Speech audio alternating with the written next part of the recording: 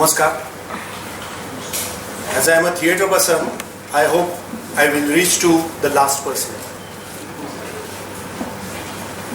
First of all, बहुत ही शुक्रगुजार हूँ, तहे दिल से इतना अच्छा लग रहा है कि किताबों के बीच में बैठ के नाटक के बारे में और अपनी खुद की जीवनी के बारे में आप जैसे जो दर्शक है, श्रोता है, उनके सामने कुछ बातें रखने के लिए हमें यहाँ बुलाया गया है। इसलिए जुनून और मुंबई लोकल का मैं बहुत ही धन्यवाद देना चाहता हूँ। Thank you Sanjana, thank you Edgar and all your associates. धारा,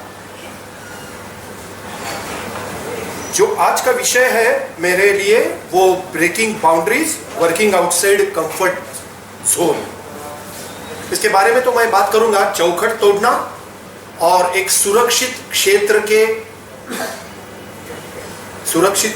को छोड़ के असुरक्षित क्षेत्र में काम करना, ये हमने विषय तय किया है। 40 मिनट तक मैं बात करूंगा। 40 मिनट के बाद शायद एक हम फिल्म देखेंगे। तो हमारे काम जो नया था, अभी 12 मिनट की वो नाटक था, वो हम दिखा देंगे और इसके बाद आपस में एक बात जारी रहेगी, चर्चा होगी, सवाल जवाब होंगे। तो खुद के बारे में मैं बताना चाहता हूँ थोड़ा कि मैं कहाँ से आया हूँ और एक्चुअली क्या करता हूँ, क्योंकि नाटक ये एक ऐसी चीज़ है कि भले ही हमने ये कहा कि हमने ये नाटक किया, वो किया, और मेरे लिए तो 30-40 मिनट ही हाथ में है, तो मैं मेरे नाटक के कुछ अंश नहीं दिखाना चाहता, क्योंकि उससे पता नहीं चलेगा शायद। तो बोलने से, डायलॉग करने से बेहतर मुझे ऐसा लगा कि डायलॉग ही अच्छा रहेगा। तो मैं पुणे का हूँ, मेरा नाम है अतुल पेठे। लगभग 30 साल से मैं नाटक कर रहा हूँ। यदि मैं पुणे का हूँ, फिर भी पुणे वाले जो लोग होते हैं, जो अपने घर के बाहर फलक लगाते हैं, Pune is very famous for the boats, various, उस तरह का मैं आदमी नहीं हूं। तो एक ऐसी चौखट है पुणे की, हर एक व्यक्ति को अपने जहां पे हम रहते हैं उसका एक ईगो होता है, अभिमान होता है कि हम नागपुर के हैं, हम मुंबई के हैं, पुणे के हैं, अलाने हैं, फलाने हैं। तो एक स्वाभिमान जागृत होता है। तो उस तरह के हम नहीं है। पुणे में रहकर भी पुणे के बाहर जो लोग रहते हैं उनसे हम जुड़े हुए हैं, और हमें लगता है कि पुणे से बाहर रहने वाले लोग भी उतने ही सृजनशील है और इंटेलिजेंट भी है, क्योंकि पुणे के लोगों को ऐसा लगता है कि जन्मे तो पता चलता है कि सब कुछ पता है पुणे के लोगों को। ये तो एक ह्यूमर वाली बात है। बहुत सारे लोगों ने पुणे के बारे में लिखा है, लेकिन पुणे अभी बदल गया है। लेकिन 50 साल पहले पुणे वैसे ही था। जहां मैं रहता था वो बिल्कुल, it was heart of the city, शनिवार पेट, बिल्कुल पुणे का एक मध्यवर्ती केंद्र वो था, जहां पे एक मध्यम वर्ग, मिडिल क्लास, ब्राह्मण कम्युनिटी वहां पे थी। ये जो बैकग्राउंड है, पार्श्वभूमि है, वो बताने की बिल्कुल जरूरत है, मुझे हमें लगती है, क्योंकि इससे ही कौन से संस्कार हमारे ऊपर हुए हैं, इससे पता चल जाएगा कि हम इस तरह का नाटक करने क्यों लगे। क्योंकि जहां से वो आदमी आता है वो तो अपना बैकग्राउंड, परंपरा लेके आता है। उसका जो जहां पे उसका जन्म हुआ, जहां पे वो अपना एजुकेशन किया, उन्होंने शिक्षा पूरी की, उसके एक संस्कार बिल्कुल होते हैं दिमाग में, एक मेमोरीज होती है। और थिएटर तो फुल ऑफ मेमोरीज के लिए ही होता है। साहित्य एक मेमोरी से ही बन जाता है। तो हम पुणे के हैं। पुणे में नाटक बहुत खेला जाता है, उस वक्त खेला जाता था। और मेरे जो नाना थे, माँ के पिता, वो नाटककार थे। तो घर में एक नाटक की परंपरा बिल्कुल है। जो हाउसफुल नाम का शब्द है, आप जो सुनते हैं जहां पे भी आप जाते हो थिएटर में, हाउसफुल ऐसे बोर्ड दिखाई देता है, वो हाउसफुल ये शब्द को क्वाइन जो किया है वो मेरे नाना जी ने किया है। प्रहलाद केशव अत्रे नाम के बहुत ही मशहूर राइटर थे और उनका जो नाटक था गरा बाहेर नाम का, उस नाटक का एडवर्टाइजमेंट हमारे नाना जी ने किया था और उस वक्त उस शब्द को उन्होंने निकाला कि थिएटर हाउसफुल हो गया और उससे वो फेमस हो गए। वैसे तो मेरे नाना जी के बारे में और दो शब्द कि पहला 3 अंकी जो नाटक था वो हमारे नाना जी ने किया, वो डॉक्टर बाबा साहब अम्बेडकर साहब जो थे उनके लिए काम करते थे। गाडगे महाराज नाम के बहुत ही मशहूर और महत्वपूर्ण समाज सेवक थे, उनके साथ मेरे नाना जी जुड़े हुए थे। पूरे महाराष्ट्र में करीबन 1300 दलित सत्यनारायण ये ब्राह्मण लोगों का होता है, लेकिन हमारे नाना जी दलित लोगों को स्टेज पे बुला के उनको पैर पानी से धोते थे और वो पानी तीर्थ मान के पीते थे। तो घर में एक बिल्कुल परंपरा है नाटक की, घर में बिल्कुल एक परंपरा है डॉक्टर बाबा साहेब आंबेडकर की विचारधारा की और गाडगे महाराज की भी। वैसे तो मेरे नाना जी लोकमान्य तिलक के साथ थे, बहुत ही अच्छा लग रहा है इन लोगों के सामने बैठ के और हमें बहुत सम्मान ही लग रहा है, क्योंकि ये तो परंपरा है, परंपरा के बिना हम नाटक नहीं कर सकते या कोई साहित्य भी नहीं कर सकते। तो घर में ये एक वातावरण बिल्कुल था। तो नाटक मैं बचपन से देखता था और मराठी का जो नाटक था जैसे कि प्रभाकर पणशीकर और डॉक्टर श्रीराम लागू और नाना साहेब शिरगोपीकर बहुत ही मशहूर लोग थे। यदि संजना होती तो अच्छा लगता, क्योंकि संजना को मैं बोलना चाहता था कि पृथ्वीराज कपूर के लिए हमारे नाना जी एडवर्टाइजमेंट का काम करते थे। दीवार नाम का उनका नाटक था और पृथ्वीराज के साथ, सोहराब मोदी के साथ हमारे नाना जी जाते थे और नाटक खेलते थे। एनीवे, और वो प्रोग्रेसिव भी थे, बहुत ही इंपॉर्टेंट, आधुनिक विचारधारा से जुड़े हुए थे। तो घर में एक आधुनिक विचारधारा पहले से थी, ये हमारे कहने का मतलब है। तो जो नाटक मैं देखता था बचपन में, जैसे कि मैंने कहा कि प्रभाकर पणशीकर का तोमी नवेस या काशीनाथ घाणेकर और बड़े बड़े जो लोग थे मशहूर, उनका नाटक तो मैंने बचपन में ही देखा हुआ था। और तब से ये लग रहा था कि जो the moment I enter into the stage theatre, वो कुछ अजीब सी एक स्पेस है। थिएटर इज अ मैजिक जो रंगमंच पे हुआ करता था। प्रभाकर पणशीकर जी या नाना साहेब शिरगोपीकर जी जो करते थे, वो देख के मैं तो बिल्कुल एक मैजिक की तरफ हो जाता था पूरे, और देखते ही रहता था, जिसे दृष्टि भ्रम कहते थे। और मुझे ये लग रहा था कि ये कुछ अजीब चीज है, अच्छा लगता था उस वक्त। ये नाटक ये है वो है, ऐसा कुछ रियलिस्टिक नाटक है या एब्सर्ड नाटक है, ये कोई मन में नहीं आता था। सिर्फ नाटक देखना और उनका लुत्फ उठाना, यही एक काम था। लेकिन उसका जो प्रभाव है वो दिमाग में बिल्कुल अभी तक है।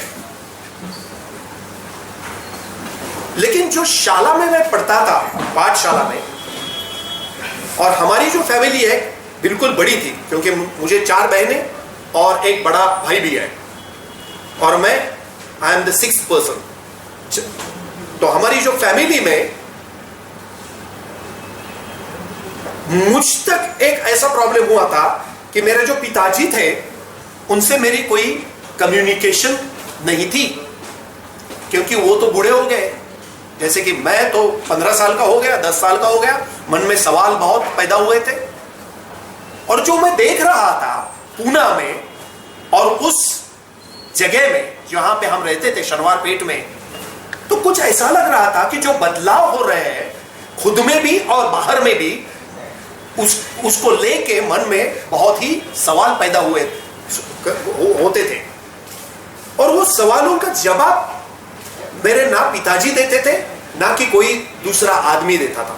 कुछ अजीब लग रहा था, वो मैं बात में करूंगा।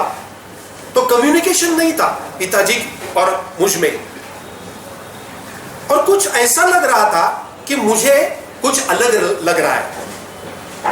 क्या लग रहा है पता नहीं चल रहा था, और एक पूरा इंफीरियरिटी कॉम्प्लेक्स, एक न्यूनगंडात्मक जो भावना है खुद को देखने की, और बिल्कुल एक लोनलीनेस आ गया था। और जो शाला में मैं सीख रहा था, पढ़ रहा था, उससे मेरा नाता बिल्कुल अलग हो गया था।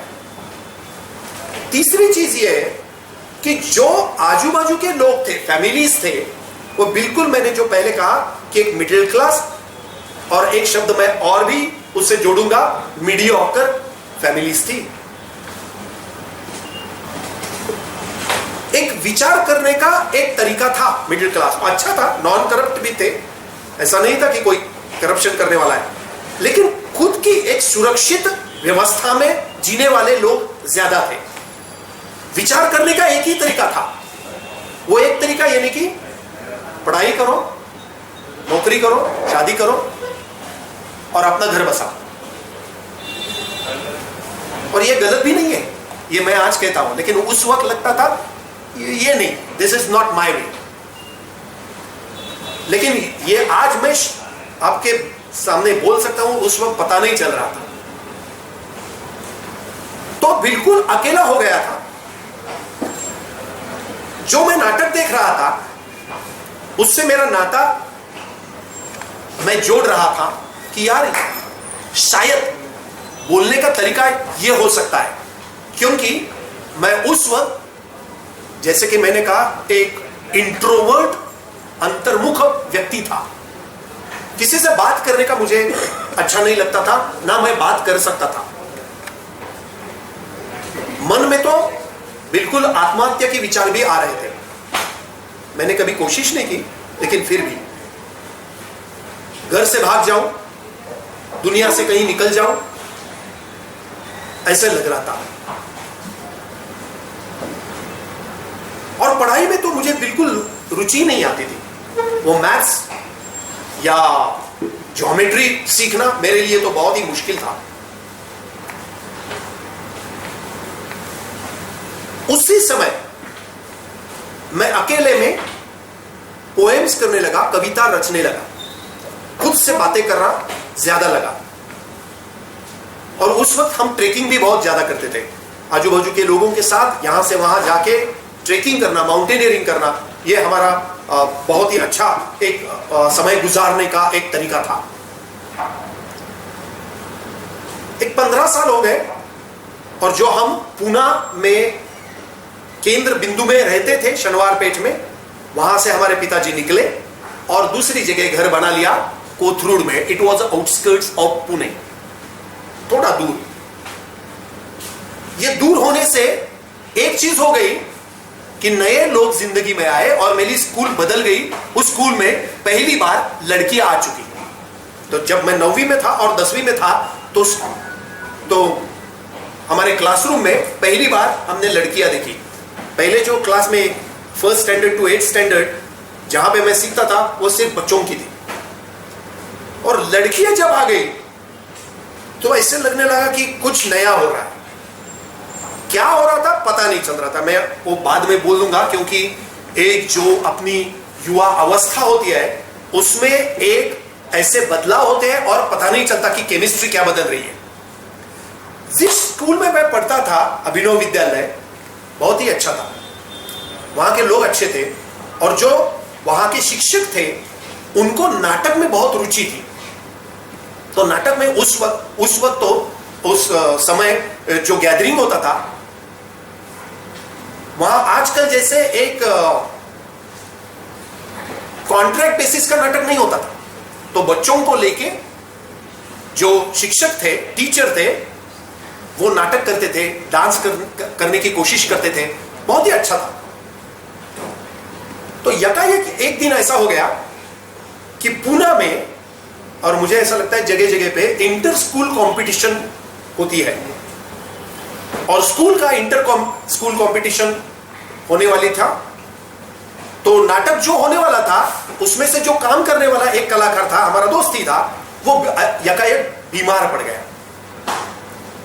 तो टीचर के सामने, शिक्षक के सामने एक प्रॉब्लम आ गया कि आप क्या करें, क्योंकि नाटक तो अभी 5 दिन के बाद है, तो कौन करेगा। क्लास में वो देख रही थी और मुझे बोला कि क्या अतुल आप काम करोगे? मुझे तो समझ में नहीं आ रहा था, क्योंकि मैंने पूरे जिंदगी में कभी रंगमंच के ऊपर मैं कभी गया नहीं था। जो आज तक देखा था नाटक तो अंधेरे में बैठ के नाटक देखा था, ऊपर जाके मैंने कभी नाटक नहीं किया था। तो मैंने बोला हाँ क्यों नहीं, क्योंकि लड़कियां थी ना, कैसे की। और 5 दिन में हमारे रिहर्सल हो चुकी और हमने नाटक में काम कर दिया। और उस वक्त उस स्कूल कंपटीशन में मुझे अभिनय का पहला अवार्ड मिल गया। उस दिन से बिल्कुल बदलाव आ गया, क्योंकि वो अवार्ड हाथ में लेके वैसी की वैसी मुझ रख के मैं यहां से वहां घूमता रहता था। एक आइडेंटिटी अपनी जो है, अस्तित्व जो है, उस अस्तित्व को कुछ अर्थ है, ये पहली बार मुझे महसूस हुआ। क्योंकि 15 साल में जो मैं कर रहा था, करना चाह रहा था, उसको कुछ अर्थ ही नहीं था मेरे लिए। अब यकायक एक अर्थ प्राप्त हो गया, मेरे जीने का कुछ अर्थ है। और जिस दिन पहला मैं the moment I entered on the stage, वो जो लाइट थी, उसकी जो बास आ रही थी, जो माइक्स थे, सामने दर्शक थे, मुझे ऐसा लगा ये मेरा एक कंफर्ट जोन है, जहां पे मुझे बहुत सुरक्षित लग रहा है। 15 साल में बाहर असुरक्षित लग रहा है, लेकिन स्टेज के ऊपर मुझे सुरक्षित लग रहा है। यह भावना मेरे मन में पहली बार उसी क्षण पैदा हुई और मैं तो सम्मोहित हो गया। अच्छा लग रहा था, कोई सुन रहा है, हम बोल रहे हैं तो लोग वाहवाही कर रहे हैं, इसका बहुत कुछ मायना होता है। कोई बोलता है कि आपका काम अच्छा हो गया, बहुत ही अच्छा काम करते हैं आप, बहुत अच्छा बोलते हैं, तो आपको अच्छा लगता है। कोई आपको अच्छा बोलता है। और शाला में तो दूसरे दिन मैं हीरो बन गया था। छोटी शाला थी, छोटे क्लासरूम थे, लेकिन हीरो बनने की एक पता चला कि यार आप लोगों के आंखों में दिखाई देता था ये कुछ अलग है। दूसरे दिन से मैंने नाटक लिखना शुरू किया और नाटक लिखता तो हर दिन घर में जाएंगे और नाटक लिखेंगे, दूसरों को पढ़ के दिखाएंगे। तो आदत बन गई कि नाटक खुद का लिखो। और विषय तो हमारे पास बहुत थे, क्योंकि जो हम देख रहे थे, महसूस कर रहे थे, जो सवाल मन में आ रहे थे, और सवाल तो बिल्कुल कुछ भी आ रहे थे। इस लड़कियों का क्या करें, कमबख्त पता नहीं चल रहा था। How to deal with the women, एक अजीब सी भावना जो हो रही थी, उससे डील कैसे किया जाता है। एक जो मीडियोकर सोसाइटी हम जो फील कर रहे थे, उससे डील करने का तरीका मुझे पहली बार समझ में आया कि आई कैन राइट प्ले। तो थिएटर ये माध्यम हमारे लिए बिल्कुल महत्वपूर्ण उसी क्षण से हो गया। और हमारे जो एक अंकल थे, उन्होंने हमारा हाथ पकड़ लिया।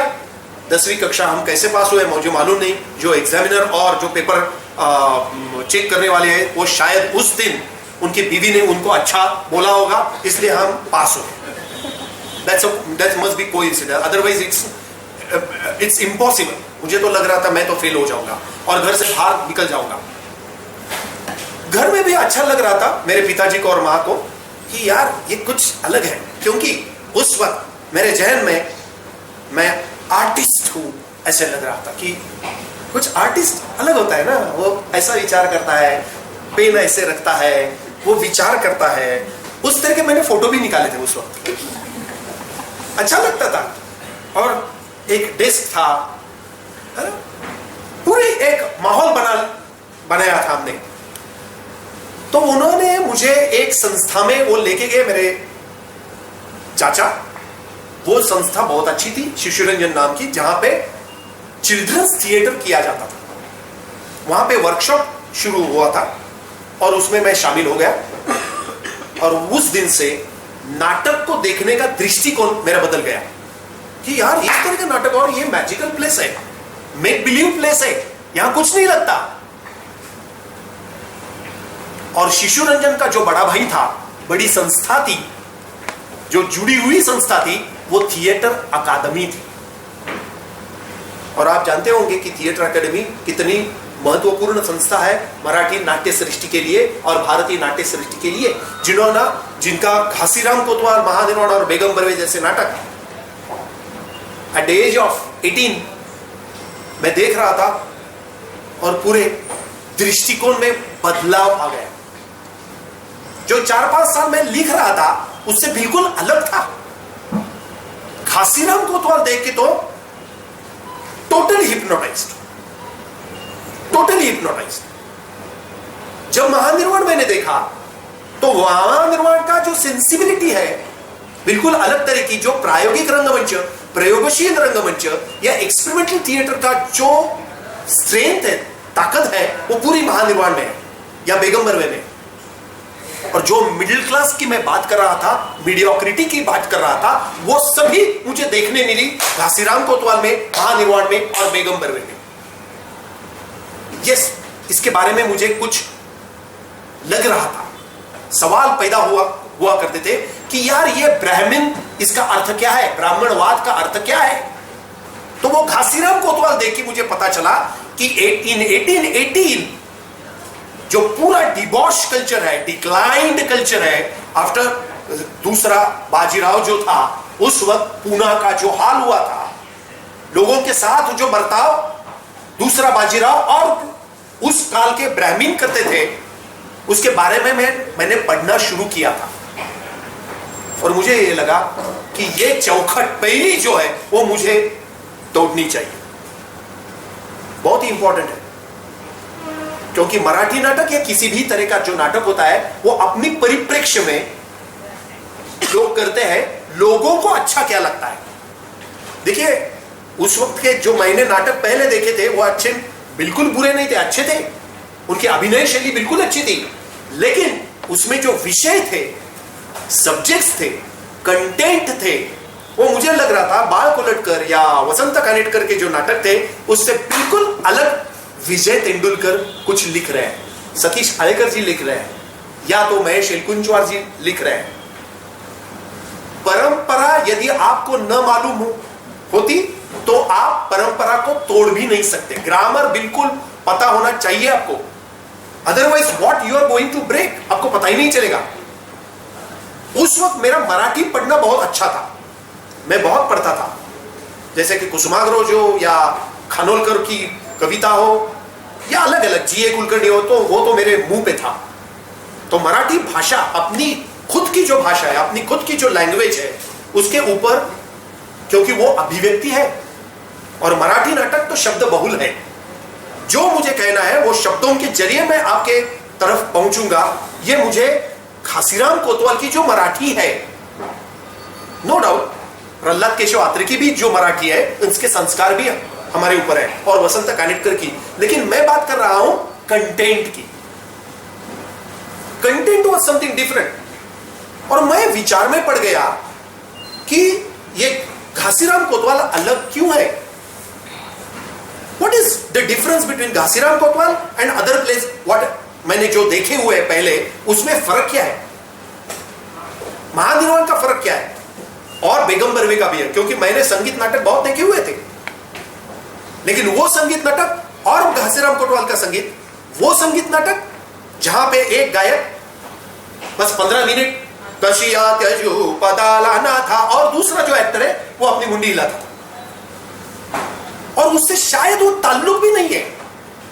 जब मैंने नाटक पढ़े, बहुत एकच प्याला हो या दूसरे भी नाटक हो, तो मुझे समझ में आया कि जो नाटक का जो टेक्स्ट था वो गडकरी साहब ने लिखा है, लेकिन उसके गाने गडकरी साहब ने नहीं लिखे। तो बहुत बार ऐसा होता है संगीत नाटक में कि वो जो मूल नाटक है और जो गाने वाला गायक और जो गाता है, संगीत है, वो हटकर है, लेकिन घासीराम कोतवाल में ऐसा नहीं है। पूरी एक्सप्रेशन संगीत की है, जो बोला जाता है, कहा जाता है, दिखाया जाता है, वो संगीत के माध्यम दिखाया जाता है, और वो संगीत कंटेम्पररी है, समकालीन है।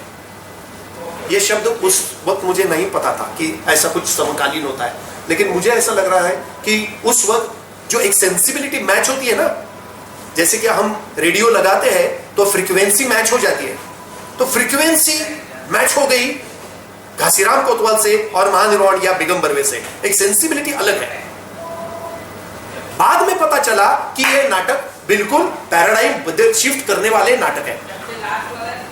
महानिर्वाण का जो विषय है वो विषय बहुत ही परंपरा को तोड़ने वाला, एक चौखट तोड़ने वाला विषय है। उसमें जो दिखाई दिया गया पुणे है, पुणे के बारे में है, ब्राह्मण लोगों के बारे में, रिचुअल्स के बारे में है। मृत्यु के पश्चात एक औरत को ऐसा लगता है कि उसके मन में एक और व्यक्ति है और वो आदमी है, और जिस दिन उस आदमी को, जो गया हुआ आदमी है, उसको लगता है, पता चल जाता है कि यार वो तो मेरे साथ जी रही थी, लेकिन जाने के बाद तुरंत ही उसके मन में और एक आदमी का प्रवेश हो गया और उसका तो सिर्फ सीना फट जाता है। इसके बारे में वो नाटक है। It is all about existence, अस्तित्व के बारे में, मृत्यु के बारे में, जिंदगी के बारे में। उसका जो ह्यूमर है वो ह्यूमर बिल्कुल अलग तरह का है। जैसे कि चीवी जोशी मराठी के बहुत ही मशहूर लेखक है, उनके जो विषय है और उनका जो स्टाइल है, राइटिंग स्टाइल है, उससे महानिर्वाण से जुड़ा जाता है। तो कहने का मतलब यह है कि बेगंबर वे हो या महानिर्वाण हो, उसकी जो एब्सर्डिटी है वो हमें बहुत अच्छी लगी। और मुझे ऐसा लगा कि यार स्टेज के ऊपर कोई कुछ भी होने की जरूरत नहीं है, सिर्फ खाली स्टेज है और स्टेज के ऊपर एक एक्टर है जिसका आवाज एक संगीत है, जिसके आंखें एक लाइटिंग है, जिसका शरीर या बदन खुद ही एक पूरा एक नेपथ्य है या सेटिंग है। सेटिंग की जरूरत नहीं है। सो theatre is basically make believe. एक आप घूमो तो पीपल स्टार्ट बिलीविंग, यार ये इफेक्ट और आ गया, यार कुछ भी हो गया।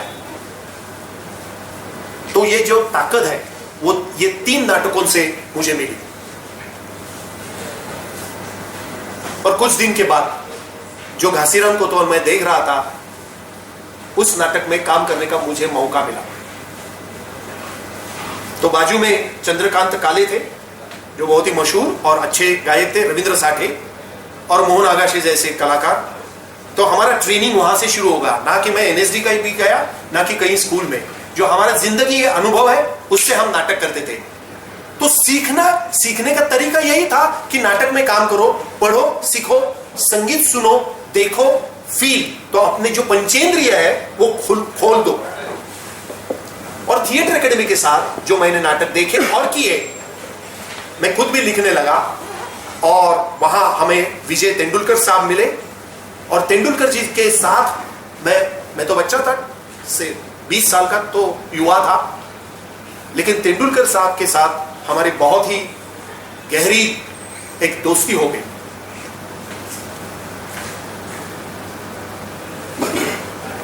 उनके साथ चाय पीना, वक्त गुजारना, उनके लिए काम करना। यदि उनको कहीं स्टेशन पे जाना हो तो मैं स्कूटर लेके जाता था और स्कूटर के पीछे तेंदुलकर साहब बैठे थे। तो मैं मौका नहीं छोड़ना चाहता, तो मैं तो शागिर्द बन गया था। और मैं तो देख रहा था सतीश आलेकर जी कैसे विचार करते हैं, नाटक कैसे खेला जाता है। और उस वक्त मैं भारत में, पूरे महाराष्ट्र में तो घुमा ही, लेकिन भारत में और भारत के बाहर भी जाने का मौका मिला। Hungary, Yugoslavia, Russia, East Germany and West Germany. और ये देखने से पता चला कि बाहर के लोग कैसे नाटक, मैंने शंभू मित्रा को देखा है, मैंने सावली मित्रा को और उनकी तृप्ति मित्रा को परफॉर्म करते हुए देखा है। और ये मौका मिला थिएटर एकेडमी से। या मैक्स मुलर भवन के जो जर्मन नाटक आते थे, इसमें से एक नाटक मैंने किया था गुंतर ग्रास जी का, जिनको नोबेल मिल गया। गुंतर ग्रास की बहुत ही मशहूर उपन्यास है टीन ड्रो, लेकिन नाटक था फ्लड, द फ्लड। इसमें मैंने नाटक काम किया था। तो गुंतर ग्रास को देखने का एक मौका मिल गया। ये बहुत महत्वपूर्ण है, जो क्या आप देखते हैं, कहां पे आप, कहां से आपने शुरुआत की और क्या छोड़ दिया आपने और क्या नया लिया। और समकालीनत्व नाम की एक जो कोई चीज होती है, आधुनिकता नाम की चीज होती है, जो दृष्टिकोण होता है, ये बहुत महत्वपूर्ण है। तो इस तरह के जो नाटक है, बीवी कारल का नाटक देखना, बादल सरकार को समझ लेना और देखना, एक अपने आप ही एक ट्रेनिंग हो जाता था। और हमने नाटक लिखना शुरू किया और तेंदुलकर जी को दिखाना शुरू किया। तो तेंदुलकर जी बहुत ही हमें प्रोत्साहित करते थे कि हाँ लिखो लिखो, अच्छा है लिख रहे हो, अपने खुद का लिखो, यही वो बोलते थे। जो खुद के अनुभव है उसके बारे में लिखो। और उसी तरह के मैंने नाटक लिखना शुरू किया। और कॉलेज में एक कंपटीशन होती है वेरी फेमस, पुरुषोत्तम करंडक नाम की। मैंने नाटक लिख दिया, वो नाटक रैगिंग के बारे में था। और वो रैगिंग मुझ पे जो हुआ था सोसाइटी के जरिए, हमें ऐसा लग रहा था कि ये एक ऐसी अदृश्य शक्ति है जो हमारे ऊपर रैगिंग कर रही है। तो उसके बारे में मैंने नाटक लिखा था, चेस नाम की वन एक्ट प्ले, एकांकी थी वो, और उसको पहला बख्शिश मिल गया, उसको राइटर्स अवार्ड मिल गया, एक्टर्स का अवार्ड मिल गया, वगैरह वगैरह। ये अवार्ड मिलने से फायदा ये होता है कि आप थोड़ा आत्मविश्वास का बढ़ जाता है। और मैं आगे नाटक लिखने लगा और नाटक खुद का डायरेक्ट भी करने लगा, और काम तो मैं करता ही था। तो ये एक पूना का पहला पड़ाव था। उसी समय मेरी शादी हो गई। मेरी शिक्षा तो अधूरी हुई थी क्योंकि मुझे एक काइंड ऑफ डिस्लेक्सिया था, क्योंकि मेरे पिताजी ने कहा कि आप कॉमर्स सीखने जाओ और आपको सीए करना है। The moment I start ledger देखना, अकाउंट्स, डेबिट, क्रेडिट, यहां से वहां 1 करोड़ ट्रांसफर करो, ये क्यों कर रहे हैं लोग, पता नहीं चल रहा था। तो एक डिस्लेक्सिया जैसे एक मुझे एक लगता था कि ये मेरा विषय नहीं है। तो पढ़ाई बीच में छोड़ के मैं तो भाग निकला घर से, और नाटक करना यही मेरे जिंदगी का मकसद रहा। Then I shifted to Nashik.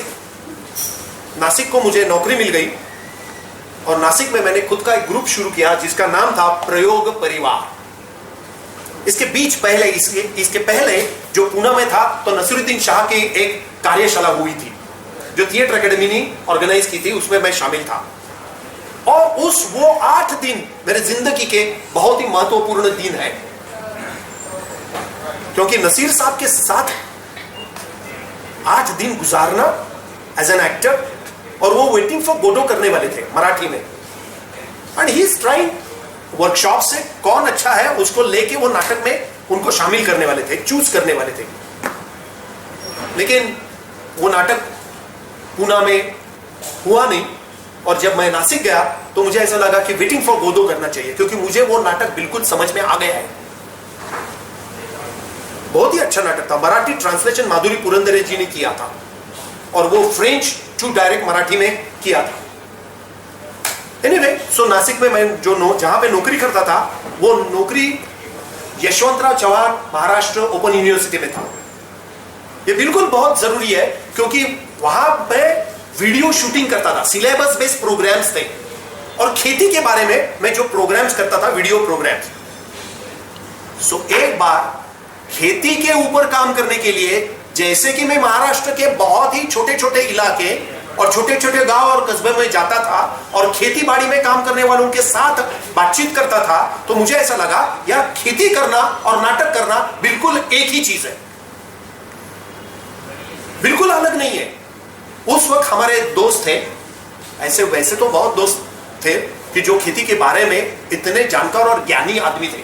इसमें से श्री दाभोलकर जी थे, जो नरेंद्र दाभोलकर थे उनके बड़े भाई, और वो खेती में काम करते थे, ग्रेप्स द्राक्ष में, अंगूर में काम करते थे। उनको बहुत ही ज्ञानी आदमी था, और वो जो बातें करते थे मुझे ऐसा लगता था कि नाटक करना और खेती करना मूल तत्व यही है। तो उससे पता चला कि क्षेत्र कौन सा भी हो, मूल तत्व जिसे गंभीरता से काम करना हो किसी भी क्षेत्र में, मूल तत्व वही रहेंगे। उसी वक्त कुमार गंधर्व जी का गायन मैंने पहली बार सुना, क्योंकि डॉक्टर लागू का कहीं पे मैंने पढ़ा था कि डॉक्टर लागू किशोरी आमोणकर या प्रभा अत्रे के साथ गाते हैं। तो हमने क्या किया कि कैसेट प्लेयर लाया और कैसेट्स लाया, क्योंकि मैंने उस वक्त तो कभी गाना नहीं सुना था। तो एक्सपेरिमेंट खुद के ऊपर करना ये मुझे बहुत अच्छा लगता है। तो देन आई स्टार्टेड लिसनिंग। तो कुमार पहले हमने सुना भीमसेन जोशी, और उनके साथ गाना, जैसे कि भीमसेन जोशी का कैसेट लगाओ, एक गाना लगाओ और उससे अपना सुर लगाओ। That's a great training. इससे वॉइस ट्रेनिंग बिल्कुल हुआ करता था। ये उस वक्त मुझे बिल्कुल मालूम नहीं था, बहुत ही आनंद मिल रहा था। जैसे कि भीमसेन जोशी आवाज निकालते हैं और किस तरह से वो आवाज निकालते हैं, विलंबित ख्याल क्या होता है, धृत क्या होता है, वो शब्द कैसे, उनका उच्चारण कैसा है, ये मैं देखने लगा। पिया मोरे, सो एक पॉज लेते हैं। अपने, ये तो आमिर खान का मैं बोल रहा हूं, फिर भी पिया को, तो मुझे ये पता चला कि आपके फेफड़े अच्छे होने चाहिए। Then I started rigorous training, भाग दौड़ करना, क्योंकि एक सांस जब लेते हैं तो सांस, ये it's your breath is like a horse and your words are horse like a horseman. आपकी ब्रीदिंग जितनी अच्छी हो, सांस जितनी अच्छी हो, उतने ही आपके शब्द विदाउट माइक्रोफोन्स लोगों की तरफ पहुंच जाएंगे। तो वॉल्यूम आपका होना चाहिए, माने आपका पिच नीचे का हो, लेकिन आपका वॉल्यूम बिल्कुल होना चाहिए। इसके लिए आपके फेफड़े अच्छे होने की जरूरत है। ये सब एक साथ हो रहा था। नाटक करना चाह रहा था, नाटक के लिए ट्रेनिंग होने की जरूरत है। और डॉक्टर लागू का मैंने कहीं पे वचन पढ़ा था, वो डॉक्टर लागू का नहीं है, एरिस्टोटल का है, कि an athlete should be actor should be athlete philosopher. तो फिलोसोफर ये तो ठीक है, शायद हम बनेंगे या नहीं बनेंगे मालूम नहीं, पढ़ तो रहे थे, लेकिन एथलेट होने की बहुत जरूरी हमें लगती थी। और इसके बीच में ये भीमसेन जोशी और कुमार गंधर्व जी हमारे बिल्कुल गुरु बन गए। और जो मैं बात कर रहा था कि खेती करना और नाटक करना ये एक ही चीज है, वही चीज कुमार गंधर्व जी ने अपने किताब में कही है। और गाना गाना और नाटक करना और किसी भी क्षेत्र से जुड़ा जाना, ये एक ही चीज है। माने कि उनके एक किताब में लिखा है, वो कहीं पे मुंबई में आए थे कुमार जी, और जहां पे एक मुक्काम पोस्ट वाशी नाम का एक किताब है, उसमें उन्होंने एक अनुभव लिखा है। तो कुमार जी ये मानते थे कि दूसरे क्षेत्र से, अलग अलग क्षेत्र से, नॉर्मली क्या होता है कि जो आर्टिस्ट है वो आर्टिस्ट कभी डांस नहीं देखता, ना कि वो चित्रकला देखता है, शिल्पकला देखता है, नृत्य कला देखता है, ना कि तो वो आर्किटेक्चर देखता है, ना कि वो पॉलिटिक्स समझने की कोशिश करता है, वो तो सिर्फ आर्टिस्ट होता है। देखिए हमारे यहाँ की जो पढ़ाई है, शिक्षा है, वो इसी कंपार्टमेंटलाइजेशन है। There is no interconnection. हम जब नाटक करते हैं और जब एक्टर्स के साथ काम करते हैं तो एक्टर्स को पता ही नहीं होता कि अमर्त्य सेन क्या कहता है, तो आइडेंटिटी के बारे में कैसे बताएंगे। यदि मैं इंदिरा गांधी के बारे में नाटक करना चाहता हूं तो इंदिरा गांधी का जो एक्सटर्नलाइजेशन है, वो साड़ी तो पहनेगी एक्टर, यहां तो सफेद लगाएगी, लेकिन पॉलिटिक्स इंदिरा गांधी का क्या है वो कैसे उनको समझ में आएगा। For that she has to read, she has to understand the Congress, she has to know about the Indian politics. Freedom fighting के बारे में उनको जानकारी होने की जरूरत है। और यहां के हमारे जो आर्टिस्ट है वो आर्टिस्ट होते हैं, क्योंकि दूसरे क्षेत्र में क्या चलता है हमें कोई बताता नहीं कि दूसरे क्षेत्र में देखो और उससे जुड़ने की कोशिश करो। बहुत सारे आर्टिस्ट लोगों को ऐसा लगता है कि हमारा ताल्लुक क्या है, कि मेधा पाटकर जो कर रही थी उसके हमारा ताल्लुक क्या है, कि वो तो एक भैया पॉलिटिक्स है, हम तो आर्टिस्ट है। No, unless and until you have a concern, आप नाटक उसके ऊपर करो या ना करो, ये तो बिल्कुल बात अलग है। लेकिन आज की दुनिया, नहीं तो आप समकालीन कैसे बन जाओगे।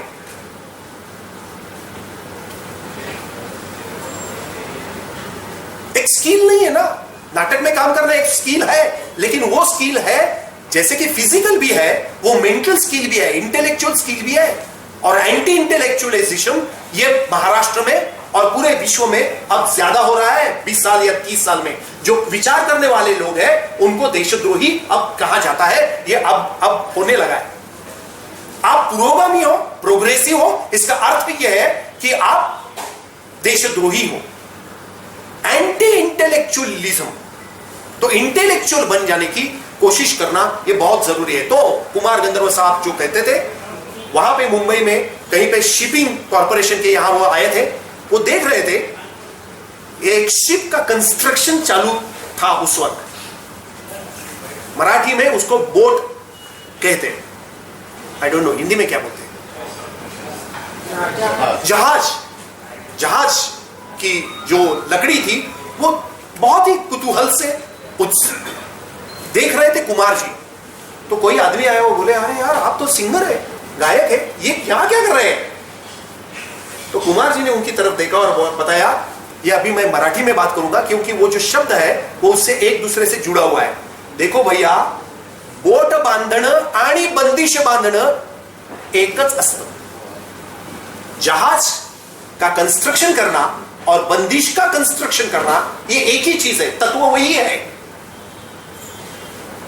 बालकृष्ण दोषी नाम के जो मशहूर आर्किटेक्ट है वो बोलते थे कि द इन्वेंशन, एक आपकी पिन भी हो, पिन का जो प्रोडक्शन हो, पिन तैयार करना, सिर्फ एक पिन, और नाटक का तैयार होना, ये एक ही तरीकत है। सो तत्व वही होंगे। आर्किटेक्चर में भी थिएटर है और थिएटर में भी आर्किटेक्चर है। आप यदि बिरजू महाराज या आप बड़े जो लोग हैं देखेंगे नहीं और समझेंगे नहीं, तब तक पता नहीं चलेगा कि बॉडी मूवमेंट्स क्या होती है, कंट्रोल ओवर द बॉडी क्या होता है, एक्सप्रेशन क्या होता है। एनीवे, सो हमने हमारे पूरे खून में भर लिया कुमार जी को और भीमसेन जोशी को। तो एक ट्रेनिंग होता था और हम खुद नाटक करते थे। वेटिंग फॉर गोदो करने की हमने शुरुआत की और उस वक्त हमें लगा कि जो मैंने संगीत सुन रहा हूं, जो महफिल की बात करते हैं कुमार जी, और तो नाटक करना भी एक महफिल है। क्या महफिल है? जो बोले जाए शब्द है वो शब्दों को संगीत बनना, और संगीत ऐसा गाओ, ये बीबी कारंजी का है, गाना ऐसे गाओ कि लगना लगे कि आप बोल रहे हैं, और ऐसे बोलो कि सुनने वालों को लगना चाहिए कि वो गाना सुन रहे हैं। तो वेटिंग फॉर गोदो में एक पूरे वो करने की कोशिश हमने की थी। वो नाटक इंटरनेशनल फेस्टिवल में, पृथ्वी फेस्टिवल में, इसके बारे में नसीर साहब ने बहुत लिखा, वगैरह वगैरह वगैरह। नासिक छोड़ दिया हमने क्यों, मैं तो नौकरी कर रहा था, लेकिन अगेन इनसिक्योरिटी बहुत ही हमें महत्वपूर्ण उसी वक्त से लग रही थी कि एक चौखट में आप, हमारे यहाँ ऐसा होता है कि जो हम करेंगे यदि सराहना होगी, वाहवाही हो गई, तो उसी तरह का हम दूसरे करने की कोशिश करते हैं। इसके बारे में मैंने कुमार गंधर्व जी की एक बात सुनी थी, क्योंकि कुमार गंधर्व जी ने बाल गंधर्व जी के ऊपर, उनके गानों के ऊपर, गान शैली के ऊपर एक प्रोग्राम रचा हुआ था, मला उमजलेले बाल गंधर्व, और वो बहुत ही मशहूर हो गया था। देखिए, आप सोचिए कि बाल गंधर्व के बारे में महाराष्ट्र में कुमार गंधर्व गा रहे हैं। Every show was Housefull, nearly 20 shows Housefull हो गए, बहुत ही मशहूर हो गया। और दूसरे दिन उन्होंने वो प्रोग्राम बंद किया। तो किसी ने पूछा क्यों बंद किया, इतना पैसा मिल रहा है आपको? तो बोले देखो भैया, ये कला है, ये भैंस नहीं है कि हर रोज वो सामने आएगी और उसका दूध निकालो। हमारा जो एक्सपेरिमेंट था वो खत्म हो गया, अब नया एक्सपेरिमेंट मुझे करने की ताकत मिलनी चाहिए। और आर्टिस्ट ने, जो आर्टिस्ट होगा वो इनसिक्योरिटी में, अंधेरे में उसने एक अपनी छलांग लगानी चाहिए, तो पता चलेगा कि जो सिक्योरिटी की जो बात है, जो आता है, जो नहीं आता वो देखने के लिए नाटक करो, जो आता है वो दिखाने के लिए मत नाटक करो। मुझे क्या आता नहीं है, एवरी टाइम इनसिक्योरिटी क्या है, नए सवाल क्या है। अब ये 90 का पीरियड जो है, I represent 1990, I am the artist of 1990. Why 1990? It's a complete shift. Very important period. Very important period. I represent 1990.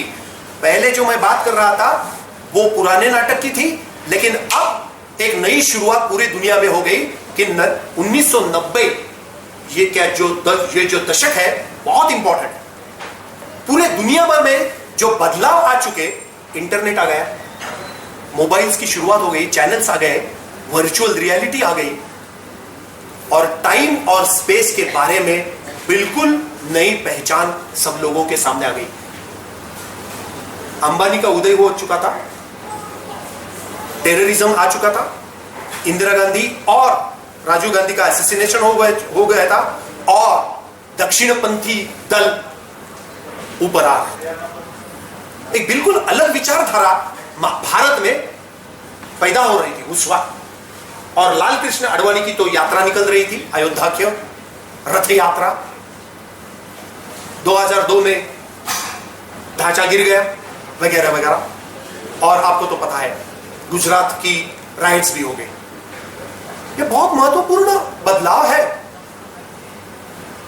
1990 I represent, क्योंकि जो पहले एक होमोजीनियस एक लीनियर वर्ल्ड था, उस लीनियर वर्ल्ड के भी कॉम्प्लेक्स प्रॉब्लम थे ही।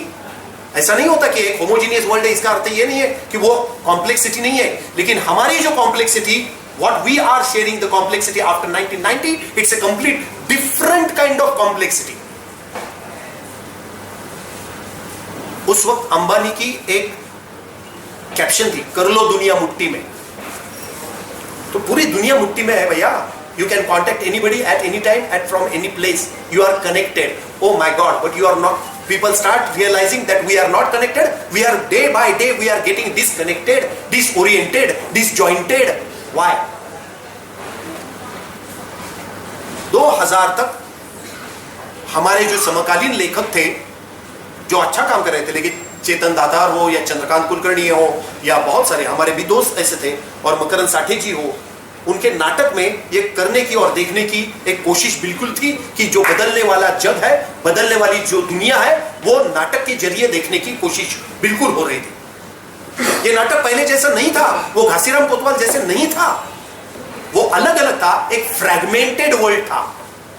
मराठी में इसको विखंडित जग, टुकड़े हो चुके थे, हमारे टुकड़े हो चुके थे। उसी वक्त अमर्त्य सेन की आइडेंटिटी के बारे में, आइडेंटिटी पॉलिटिक्स के बारे में एक किताब भी छपी हुई थी। तो अमर्त्य सेन को भी वही लग रहा था कि हु आई एम, मैं कौन हूं। ये सवाल तो तुकाराम को भी पड़ गया था, लेकिन मैं कौन हूं इस दुनिया में, ये 1990 के बाद इसका अर्थ ही बदल चुका था। I represent not only India, but I am Spanish because I like to eat the Spanish, I can speak the French, I can understand the Marathi language and still I eat spaghetti. और जो दुनिया से मेरा नाता है अलग अलग हिस्सों से, मैं जो देख रहा हूं टीवी के ऊपर, चैनल्स के ऊपर, उसका मैं अर्थ लगाने से पहले ही अनुभव निकल जाता है। नाटक के लिए तो यह बहुत ही मुश्किल समय था, क्योंकि एक समय देखना, पूरी चीज समझ में लेना, ये बहुत ही मुश्किल था। तो हमारे नाटक लीनियर नहीं थे, नॉन लीनियर बन गए।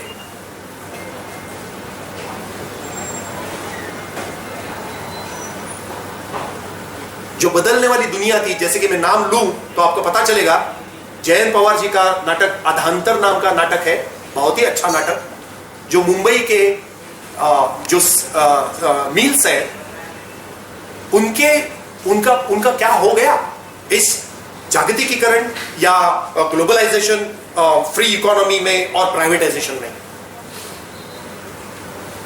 उसके बारे में नाटक उन्होंने लिखा था। या तो शफात खान साहब ने शोभा यात्रा नाम का नाटक लिखा था, और जैसे कि हमने नाटक उस वक्त किया था, वो ठोंब्या नाम का नाटक किया था, गोला युग नाम का नाटक किया था। गोला युग, ये इसका नाम ही हमने लिखा है, गोला युग। द्वापर युग, त्रेता युग, कली युग, और इस समय को हम कहेंगे गोला युग। ये पता ही नहीं चलता था कहां से पकड़ू, कैसे समझू इस युग को। इस युग की जो अपनी बड़ी ही व्याकुलता है, वो बिल्कुल अलग है हमारे लोगों की। वो हम दिखाने की कोशिश करते थे उस वक्त के नाटक में। लेकिन 2000 के बाद हमारे जिंदगी में डॉक्टर लागू साहब आए और उन्होंने कहा कि हम नाटक करेंगे। हमने एक नाटक किया, जैसे कि श्याम मनोहर जी का प्रेमाची गोष्ट नाम का। It was a, people were saying it's a post modern play. जो नाटक में कही जाने वाली बात थी वो पोस्ट मॉडर्न थी। इसका मतलब उस वक्त हम बिल्कुल नहीं जानते थे, लेकिन वो टुकड़े टुकड़ों में जिंदगी के बारे में, फ्रैगमेंटेशन के बारे में नाटक बोलता था। जैसे कि मकरंद साठे के जी के नाटक हमने जो किए थे, वो भी उसी वक्त की influence of the technology on the human life क्या है। कंप्यूटर को उन्होंने कहा था ठोंब्या, क्योंकि उससे बात करना, कंप्यूटर कभी नहीं गलत होगा, गलत आदमी होगा, कंप्यूटर सही होगा। इस तरह से जो नाता है कंप्यूटर के साथ, इंटरनेट के साथ, इसके बारे में वो नाटक था। Anyway, at that time our plays were considered, लोगों को ऐसा लगता था कि ये नाटक बहुत ही समझ में नहीं आ रहा, उनकी भाषा बिल्कुल अलग थी, बहुत ही एक्सपेरिमेंटल है। महाराष्ट्र में 2-3 चीजों के नाटक होते हैं, मराठी में specially, commercial theatre, experimental theatre और समांतर पैरेलल थिएटर।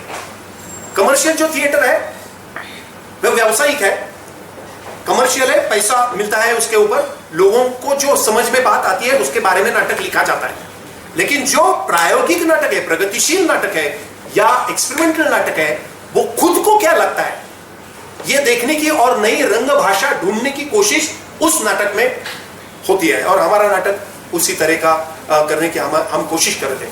तो हमने सूर्य पहले मानुस नाम का नाटक किया, जिसमें सोक्रेटिस के बारे में थे, सवाल बहुत मन में थे और वो सवालों के लेकर हम वो नाटक करते थे।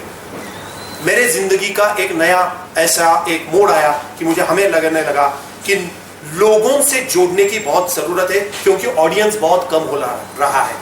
और जैसे कि मैं नाटक डायरेक्ट करता था एडगर, तो पहली बार ये महसूस हुआ कि जो एक्टर्स थे, नाटक तो मेरा मराठी था, लेकिन एक्टर्स को मराठी बोलना नहीं आता, समझते नहीं है। और जो ऑडियंस बदलाव ऑडियंस में भी आ गया, ना तो मराठी वो बोलते हैं ना तो अंग्रेजी। हम अंग्रेजी के खिलाफ नहीं है ना तो हिंदी के खिलाफ है, हम हमारी जो अभिव्यक्ति की भाषा है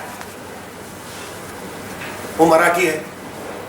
लेकिन मराठी कोई अच्छा बोलता ही नहीं और समझता भी नहीं है, तो क्या करेंगे। और मैं तो भरत दाभोलकर जैसे नाटक नहीं करना चाहता था। I am not criticizing Bharat Dabholkar, लेकिन वो इंग्लिश मराठी ऐसा मैं नाटक करना नहीं चाहता था, क्योंकि हमें ऐसा लगता है कि अपनी अपनी भाषा की एक सौंदर्यता बिल्कुल होती है और उसकी ताकत भी होती है।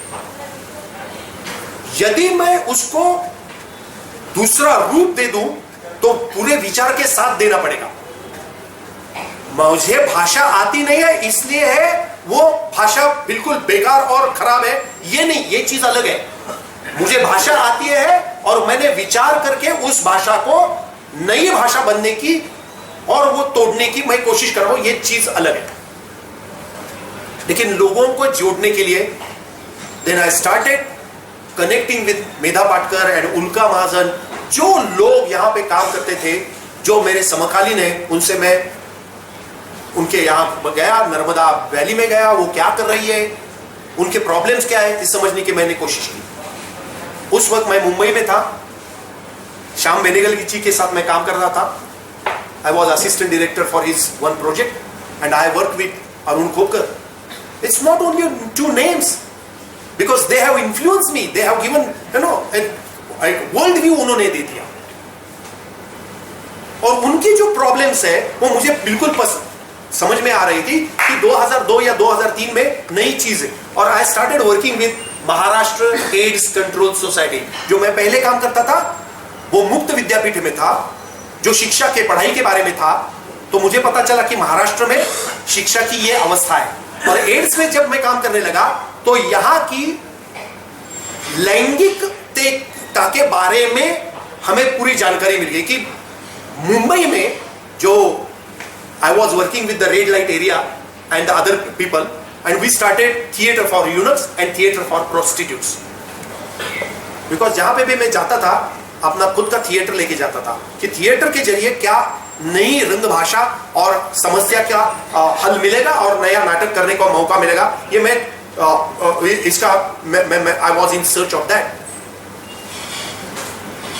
तो एड्स के यहां नौकरी करने से पता चला कि गांव गांव में अवस्था क्या है।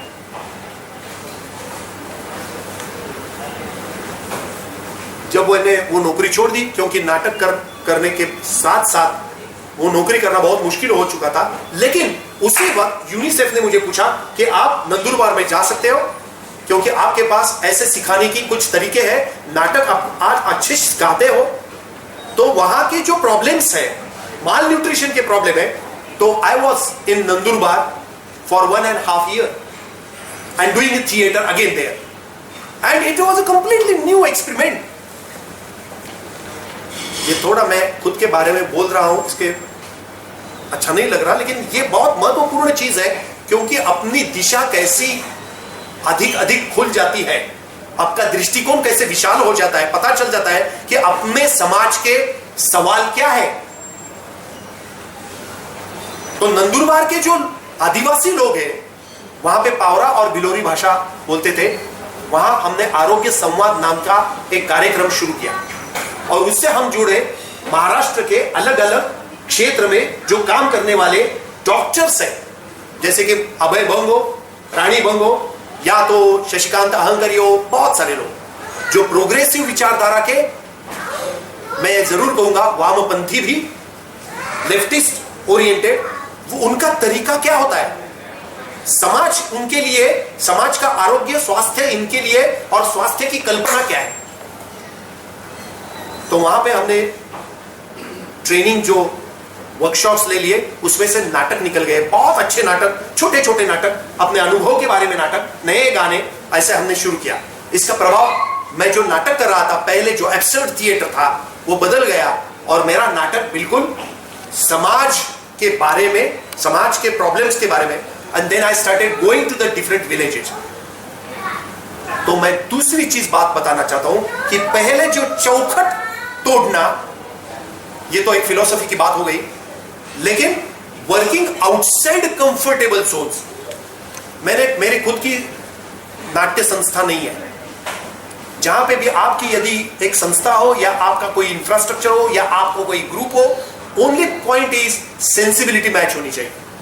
मैं वहां जाता हूं, उन लोगों के साथ काम करना मैंने शुरू किया। जैसे कि मैं कनकौली में गया, इसके बाद जालना में गया, वहां के किसानों के साथ मैंने नाटक किया, दलपत सिंह यदि गावा नाम का, जिसमें अरुणा रॉय के आरटीआई के बारे में वो नाटक था, बहुत ही मशहूर हो गया, लोगों में गया। और इसके बाद, इसके साथ ही एक्चुअली मैंने डॉक्यूमेंट्री करना शुरू किया था। और उस वक्त मैंने भारत की पहली जो फिल्म है एसीजेड के बारे में, स्पेशल इकोनॉमिक जोन के बारे में, तो किसानों की क्या हाल है, ये मुझे उस फिल्म से पता चला, क्योंकि मेधा पाटकर जी और उल्का जी जो रायगढ़ जिले में काम करती है, तो किसानों की क्या परिस्थिति है, उनकी आर्थिक स्थिति क्या है, ये देखने का मुझे मौका मिल गया।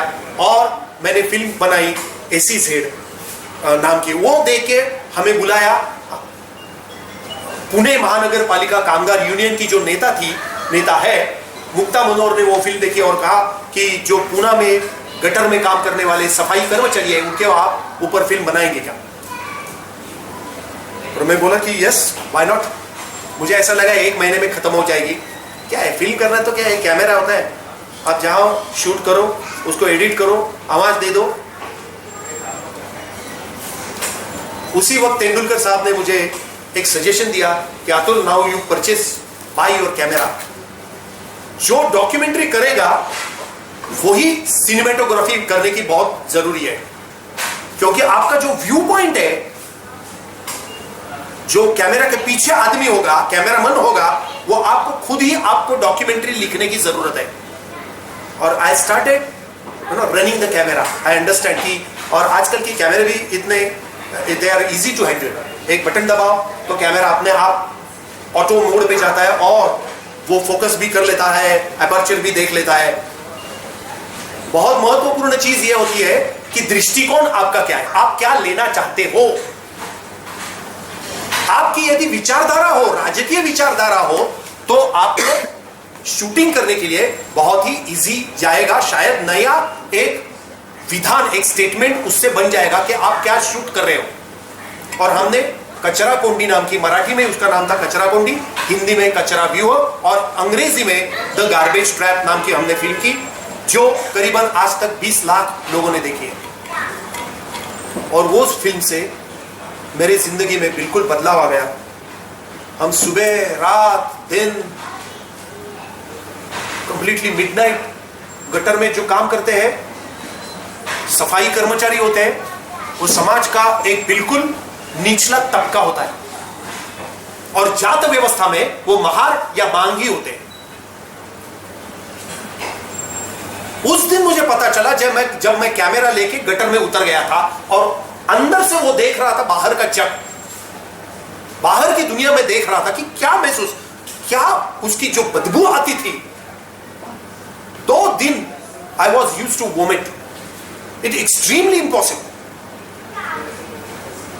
महिला लोगों का सिर के ऊपर लेके जाना या हाथ में उसको साफ करना, इट्स एक्सट्रीमली डिफिकल्ट.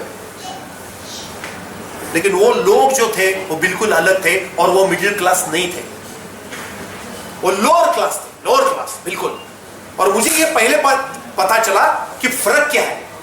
फर्क यह है कि जो लोअर क्लास के, जो मैं बात कर रहा हूं, जो निचले तबके के, उनको जो पॉलिटिक्स समझता है, राजनीति समझती है, वो राजनीति हमें नहीं समझती. क्योंकि आपका जो कॉर्पोरेटर होता है ना, वो आपका कौन कॉर्पोरेटर आपको पता नहीं होता, क्योंकि वो पता करने की जरूरत ही नहीं होती. लेकिन उनको होती है. Every day they have to deal with that corporator, that politics, caste politics. Then I started reading Mahatma Phule and Ambedkar rigorously. क्या बात कर रहे हैं महात्मा फुले जी, और किसके बारे में बात कर रहे हैं, ये समझने की मैं कोशिश कर रहा था. और वो शूटिंग जो कचरा कोंडी नाम की जो फिल्म थी, उसी वक्त हमें समझ में आई. वो फिल्म ने तो मेरी जिंदगी में बिल्कुल, it's a new complete world open. And after that I did one play. क्योंकि उन्होंने बात किया कि आप क्या नाटक करेंगे. मैंने बोला हाँ, नाटक क्यों करेंगे.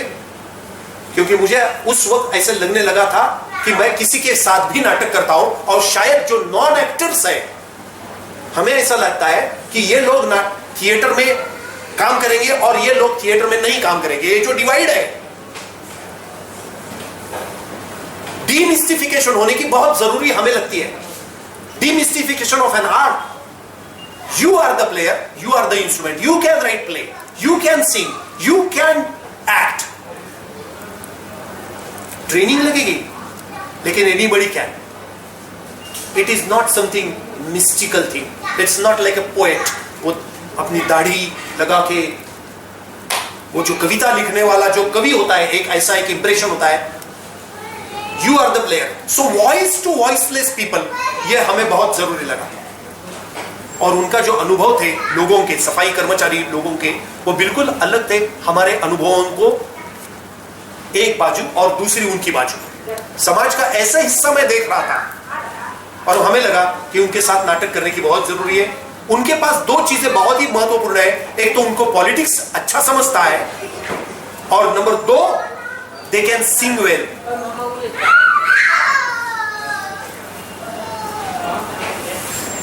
Amazing ability. आप कहीं भी कुछ भी बात कहो तो दे हैव एबिलिटी.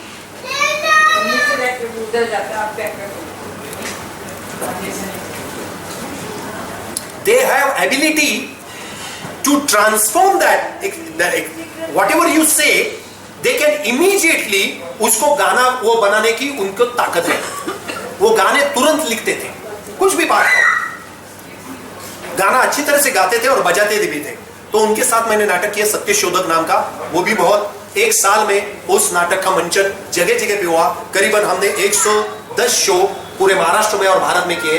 करीबन 20 नेशनल और इंटरनेशनल थिएटर फेस्टिवल में उस नाटक को शामिल किया गया. सत्यशोधक, जो महात्मा ज्योतिबा फुले और सावित्रीबाई फुले के बारे में था, लेकिन वो जात व्यवस्था के बारे में था.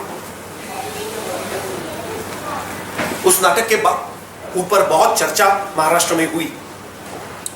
नसीर साहब आए थे और डॉक्टर लागू आए थे नाटक देखने के बाद. वो तो उन्होंने तो पैर छुए. नसीर साहब बोले, यार हमने तो आज तक बिल्कुल स्टैनिस्लावस्की, ग्रोटोवस्की पढ़ लिया है, लेकिन ये तो उनको समझ में ही आ गया है. क्योंकि जैसे वो आते थे स्टेज के ऊपर, वो नाटक नहीं करते थे, अभिनय नहीं करते थे, वो अपनी जिंदगी को पेश करते थे. जैसे है वैसे वो दिखाते थे. और वो इतना सच्चा अनुभव था कि लोगों को दिल को छू जाता था. और सत्यशोधक के बाद मैंने और भी नाटक किए वगैरह वगैरह वगैरह. लेकिन एक दिन नरेंद्र दाभोलकर जी, जो हमारे दोस्त थे, उनकी हत्या हो चुकी. और हमारे दिल को बहुत चोट लगी. सुबह पूना में जहां पे हम रहते थे, अब पहली चीज को मैं फिर वापस उसको लेके आऊंगा. शनिवार पेट पूना की, जो वहां का जो ब्रिज है, वहां सुबह 7:10 उनकी हत्या हो गई. और दाभोलकर साहब बहुत ही महत्वपूर्ण समाज सुधारक हमें तो लगते हैं। जो बात वो करते थे इतनी महत्वपूर्ण बात थी, उनकी हत्या हो चुकी। और ये तो मैं उस दिन तो मैं पता नहीं चल रहा था, I was in completely different state. मुझे ऐसा लग रहा था कि जो मैं नाटक कर रहा हूं, जो मेरी स्ट्रेंथ है, वो रास्ते में आके अब बोलने की जरूरत है। और देन आई स्टार्टेड रिंगण नाट्य नाम का हमने एक फॉर्म शुरू किया। इट्स नॉट लाइक नुक्कड़ नाट्य और street theatre, it's a different kind of street theatre, रिंगण नाट्य। और गांव गांव में जाके फिर से वापस 16 गांव के लोग इसमें शामिल थे और करीबन 20 नाटकों का मंचन उस दिन 20 अगस्त को हमने पूना में किया। 8 घंटे का वो नाटक था पूरे दिन। नसीरुद्दीन शाह भी थे और बड़े बड़े हस्ती भी लोग थे और बड़े बहुत लोग थे। और उस दिन से गांव गांव में वो करीबन 2 साल में उसके करीबन 700 शोज हो चुके। इसके बाद हत्या हुई कलबुर्गी की और बीच में हो गई पानसरे साहब की। और हमें ऐसा लगने लगता है कि ये जो सफोकेशन है, एक क्लॉस्ट्रोफोबिक है, कि कुछ बोलने के लिए एक सेंसरशिप है। आप क्या पहनो, आप क्या खाओ, आप कौन हो, ये दिन ब दिन बढ़ता जा रहा है 5 साल में। और इसके खिलाफ हमने एक ऐसा नाटक करने की कोशिश की जो यदि वक्त मिल गया तो वो 12 मिनट का नाटक है, जिसमें उसका नाम नहीं था। और that was the first and last show. एक ही इसका प्रयोग होने वाला था पूना में। हमने जो नाटक किया YouTube पे, वो नाटक अभी भी है, प्रोटेस्ट अतुल बेटे। नाटक का नाम मूलतः नहीं था, लेकिन सर्च करने के लिए एक आपको नहीं तो नाटक कैसे ढूंढेंगे, तो if you type protest Atul बेटे यू विल फाइंड इट। तो वो नाटक किया। और परसों 3 दिन पहले white rabbit and red rabbit भी हमने पूना में किया। बिल्कुल अलग तरीके का वो नाटक है जो ईरानी लेखक ने नसीम सुलेमानपुर ने लिखा है, और वो आज बहुत महत्वपूर्ण नाटक माना जाता है। तो ये एक पूरी जर्नी एक जो रखने की मैंने कोशिश की। 2 शब्दों को लेके मैं बात मेरी पूरी करूंगा। एक तो ब्रेकिंग बाउंड्रीज, जो बार बार मैं कह रहा था, मैं पूना का हूं, मैं ब्राह्मण हूं, मैं उस जात का हूं, मैं उस धर्म का हूं, मैं महाराष्ट्र का हूं, अब मैं बोलता हूं भारत का हूं। ये बाउंड्रीज तोड़नी चाहिए। Unless and until you demystify, decast yourself, you can't create. अपने ही चौखट में नाटक करना तो चौखट में ही मर जाओगे। सिर्फ फेस्टिवल के लिए नाटक करना मुझे अच्छा नहीं लगता। मुझे ऐसा लगता है कि महाराष्ट्र के जो छोटे छोटे कस्बे गांव में जो लोग रहते हैं वो भी उतने ही संवेदनशील है, उनके सामने मेरा नाटक रखना उतना ही जरूरी है। पृथ्वी थिएटर फेस्टिवल में नाटक होना ये तो सम्मान की बात है, लेकिन अंबेजोगाई या गढ़चिरौली में मेरा नाटक होना उतना ही महत्वपूर्ण है। तो संवाद होना, कम्युनिकेशन होना, नए चीज लोगों के सामने रखना और विचारों का आदान प्रदान करना, यह हमें बहुत जरूरी लगता है। तो ब्रेकिंग बाउंड्रीज और सुरक्षितता, जो वर्किंग आउटसाइड कंफर्ट जोन्स है। I don't want to work in, when I decided I don't want to go to that television and TV serials. Okay, nowadays people ask कि यार आप इतने दिन नाटक कर रहे हैं तो सिनेमा कब बनाओगे? मुझे ऐसा लगता है अभी तो हम समझ में आ रहा है एडगर कि नाटक कैसे खिलाया जाता है 30 साल के बाद। ज़कीर हुसैन साहब भी यही कहते हैं इतने सालों के बाद कि आप कैसे धा बजाया जाता है पता चल गया। क्योंकि धा ये सिर्फ साउंड नहीं है, वो अपनी जिंदगी है, वो जिंदगी से आता है, पूरे जिंदगी से वो धा बन जाता है। और धा के अलग अलग रूप होते हैं। जैसे कि आपकी जिंदगी बदल जाएगी, आपका धा का रूप भी बदल जाएगा। तो नाटक बदलने की कोशिश धा जैसी है। जिंदगी बदलेगी, धा भी बदलेगा, जिंदगी बदलेगी, मेरा नाटक भी बदलेगा। तो to connect with the people, different layers with the people, ये मुझे बहुत महत्वपूर्ण चीज लगती है। कई लोग ऐसे भी है, उनको ये लगता है कि यार ये तो समाज प्रबोधन के नाटक हो गए, या तो ये उसको पॉलिटिकल प्लेस है। एक देखने का जरिया होता है मिडिल क्लास, ये आर्टिस्टिक नहीं है। तो हमें हमारा नाटक आर्टिस्टिक भी हो जाएगा, politically correct and aesthetically perfect नाटक होना चाहिए। ये हमारी कोशिश आज तक जारी है। और हम तो विद्यार्थी हैं, ना कि NSD से गए हैं, ना तो सीखा है। तो लोगों के नाटक देख के और खुद का नाटक ढूंढने, नई इडियम ढूंढने, यह हमें बहुत जरूरी लगता है। Now I will stop here. Thank you for listening. I don't know how much time. It's 6:45. You're on time. Yeah. So I hope. Do you have any questions? Shall we go for questions or we will complete the questions and at the end 12 minute की वो film देखेंगे और घर जाएंगे? Is that fine for you? Thank you. The kind of changes happening right now in the world, in last few weeks rather, what kind of platform or what kind of theatre is? Theatre. Because that's what, how do you, I think you will get it. Yeah, I'm getting it. Yeah. So how do you see, because with Ghasiram Kotwal, things, they're broken. Now, how do you see everything was opening up, now you see everything is, again the boundaries are coming around.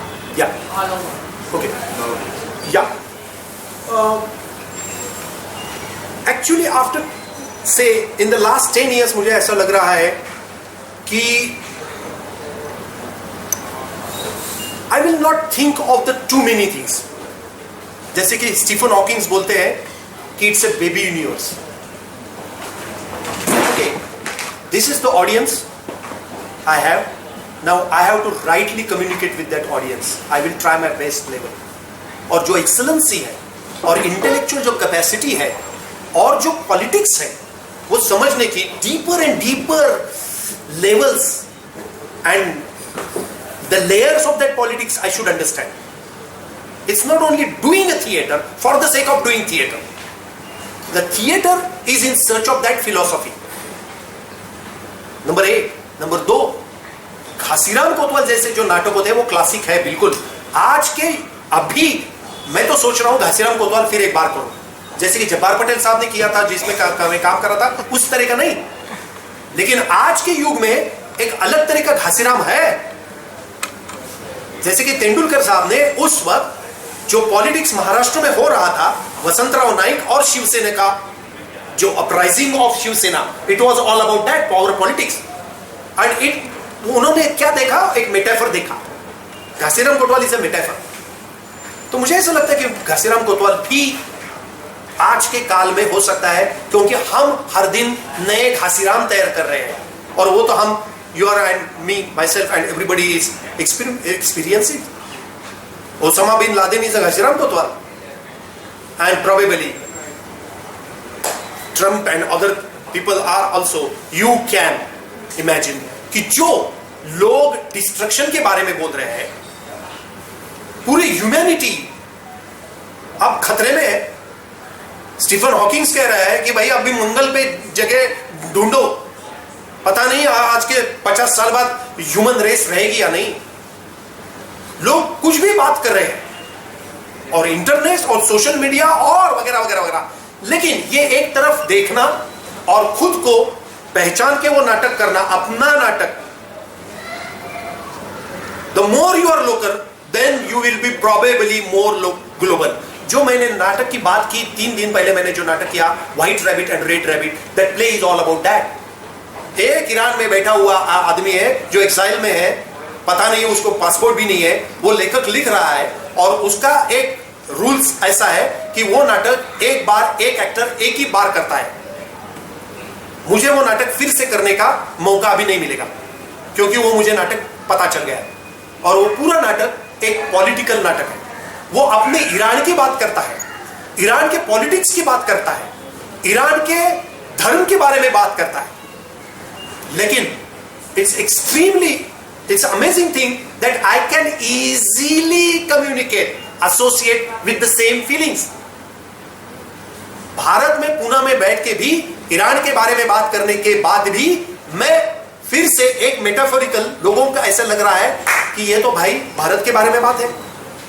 जो मैं आज यहां experience कर रहा हूं, अनुभव कर रहा हूं, वही ईरान का जो मेरा समकालीन है वो कर रहा है। 50 साल पहले या 20 साल 30 साल पहले ऐसा नहीं हुआ था। कामू और सार्त्र काफ्का लिख रहे थे, वो पढ़ के पता चल रहा था यार ये मॉडर्न है और ये एब्सर्ड है ना। वेटिंग फॉर गोदो पढ़ने के बाद यहाँ के लोगों को पता चला कि एब्सर्ड थिएटर क्या है।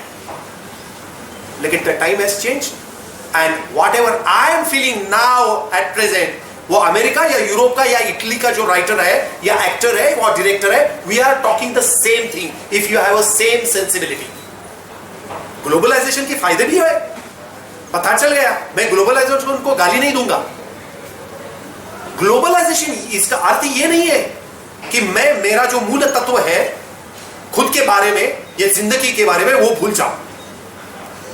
It's a baby universe, but probably that baby universe बढ़ भी जाता है। बेबी यानी कि क्या? शायद मेरा जो नाटक है it's not a commercial, but still इसके शोज भी होते हैं, लोगों से एक जुड़ाव भी इसमें से आ जाएगा। शायद ये दिशा हमारे जैसे और भी लोग हैं वो ढूंढने की कोशिश कर रहे हैं। तो इस तरह का नाटक, नए नए नाट्य रंग प्रकार अब उभर के आएंगे और उभर रहे हैं। एक जम्मू का हमारा दोस्त है, वो नाटक करता है, घर घर में जाके नाटक करता है और लोगों को साथ बात करके, वो नाटक का नाम है मुझे टागोर बना दे। आज ही उसका शो पुणे में है, करीबन उसने 1000 शो किए। थिएटर तो जीवित रहेगा, थिएटर मरेगा नहीं। थिएटर तो पहले से ही मर रहा था, लेकिन कहीं पे भी मुंह दबाओ तो थिएटर वाला जो आदमी है वो ऊपर आएगा ही। ये यहाँ के बंबई के हमारे जो दोस्त है, वो हाइव नाम के एक थिएटर प्लेस है, बहुत ही छोटी जगह है, इतनी नहीं है, वहां से नाटक करते हैं। पुणे में भी वैसे ही चल रहा है। गांव गांव में इस तरह के नाटक करने की कोशिश हम कर रहे हैं। शायद उससे नए नाटक बाहर आएंगे। लोगों को बोलने का मौका और अभिव्यक्ति का माध्यम लोगों के हाथ में देना चाहिए। तो decentralization of theatre, demystification of theatre, demystification of an art, ये होने की जरूरत हमें लगती है। तो शायद अगला नाटक इस तरह का ज्यादा आएगा।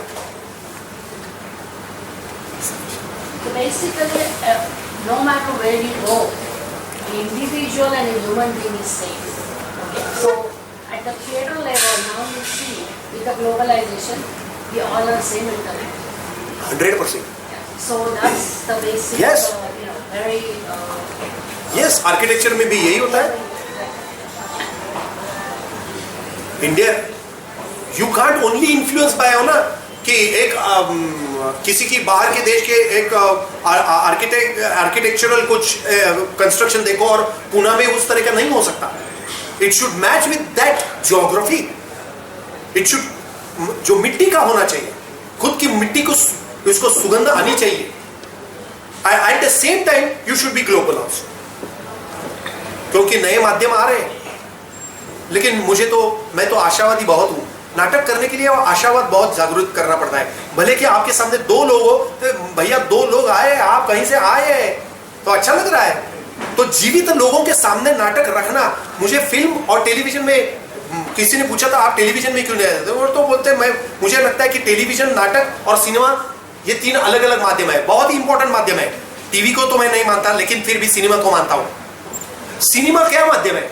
जो एक्सट्रीम क्लोजअप होता है तो आप जो है वो बड़े हो जाते हैं। कितने बड़े? 70 mm। आपकी आंख 70 mm हो जाती है।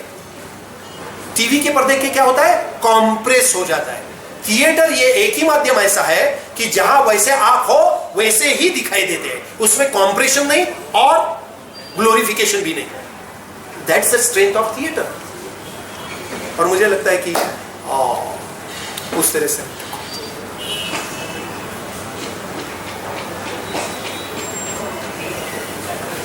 Sir, this is not a question, it's a request. Heard your 3 years of journey, very fantastic, very inspiring. After 8th November, 8:17 p.m., I personally feel our country is in a big turmoil. We can never be what we were at 8 p.m. on the 8th of November. No Indian of my age or any age can be like that. The fear psychosis that has been created today will always be there, the scar is there. So as a dramatist or as a theatre personality, are you thinking of this topic and getting your views, whatever, I am not stating any views across to the public. या वही जो नाटक मैंने किया था वो मैं at the end of our discussion I will try to show. And after that probably you can ask me or probably you may get speechless. And that's my reaction and response to this world. जो घुटन हो रही है, जो claustrophobic पूरा दुनिया में हो रहा है और हमें क्या लग रहा है. It's extremely difficult to understand why P. Murugan का जो बात हुई, पूना में जो मोहसिन खान को मार दिया गया, अखलाक को मार दिया गया, जगह जगह पे औरतों के ऊपर जो हमले हो रहे हैं और पूरे दुनिया में भी हो रहे हैं. जो ट्रम्प की बात है और हमें दुख लगती है, दुख भरी लगती है. औरतों के बारे में उनकी जो बातें हैं वो यहाँ की श्रीराम सेना के क्या अलग है. मैंगलोर में उन्होंने मार दिया था. आप ये करो, आप ये पहनो, आप वो मत पहनो. सो एक जो पूरे मूल तत्ववाद और राइट विंग की जो बात हो रही है पूरे दुनिया में, पूरे विश्व में, इट्स अ डरावनी है. And so what is my now responsibility as an artist? भूल जाओ as an artist, as a responsible citizen of India, because I terribly trust in the constitution. यह आर्टिस्ट की जिम्मेदारी है बोलना, बातें करना, ब्रेक द साइलेंस, चुप्पी रखना. ये नहीं है ना जो गवर्नमेंट की बात होगी इसे फाइट करना पड़ेगा.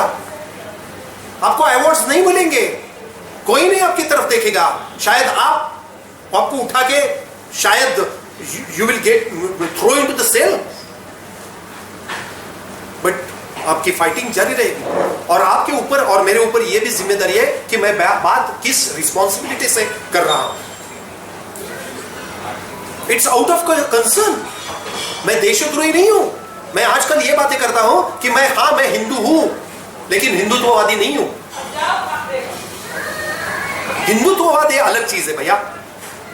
मेरे पूरा जिंदगी यहां पे गई ना. आप कौन कहेंगे कि ये दाभोलकर साहब आप देशद्रोही है? अरे देशद्रोही कैसे? तो तुकाराम भी आज के जमाने में देशद्रोही होगा और कबीर भी देशद्रोही होगा. तो फाइटिंग करना पड़ेगा. जो आर्टिस्ट है, जो क्रिएटिव आर्टिस्ट है, वो फाइटिंग नहीं करे तो वो क्या करेगा? क्या? I don't want to please people, I don't want to please government. और फाइटिंग क्यों है?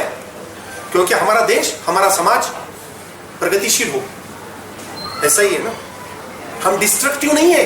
दाभोलकर जी के मरने के बाद पत्थर नहीं उठाया हाथ ने और ना किसी कोई एक कांच को तोड़ दिया है. हम तो सृजन की बात कर रहे हैं और सृजन को लोग डरते हैं. द प्रॉब्लम इज दैट वो प्लेटो भी डरता था. बोलता था लेखकों को निकाल दो इस राज्य व्यवस्था से. लेखन करना, नाटक, theatre is a weapon. It's a dangerous thing. To write a poem it's a dangerous thing, really dangerous. और बोरिस पास्टरनाक को लेके आप कितने, सैमुअल बेकेट का जिंदगी आप पढ़ेंगे तो हैरान हो जाएंगे यार. तो गेस्टर तो पीछे लग रहे थे, तो भारत में यह स्थिति आ जाएगी. यू आर अनंत मूर्ति की यहाँ पे पेंटिंग्स है ना, तो अनंत मूर्ति का क्या होगा अंत में? लेकिन लड़ाई जारी करनी पड़ेगी. समय आएगा, हमारे भी गलतियां हैं तो गलतियां बोलनी पड़ेगी कि भैया हम चुके, गलतियां हो चुकी. लेकिन वो I am not only against the BJP और I am not talking against the BJP. Congress की जो बात भी है, जो हमने चुनाव में उनको लाया है, पावर में जो है वो पावर की बात चल रही है और किसको फायदा हो रहा है. और वंचित, शोषित, पीड़ित, डिप्रेस जो लोग हैं उनके साथ काम करने की हमें तो जरूरी लगती है. सो अनलेस एंड अनटिल आप डीकास्ट नहीं हो जाएंगे तो मुझे तो नहीं लग रहा कि नाटक या किसी भी कला, एम.एफ. हुसैन के साथ जो हुआ वो मुझे तो दिल को चोट लगती है भैया. कि पूरी जिंदगी उन्होंने पंढरपुर में निकाली और last 2 years he has to spend in कतार. और हम कहीं पे भी एम.एफ. हुसैन का नाम नहीं ले सकते, ना तो उसका पेंटिंग्स लगा सकते हैं. What kind of, is it freedom?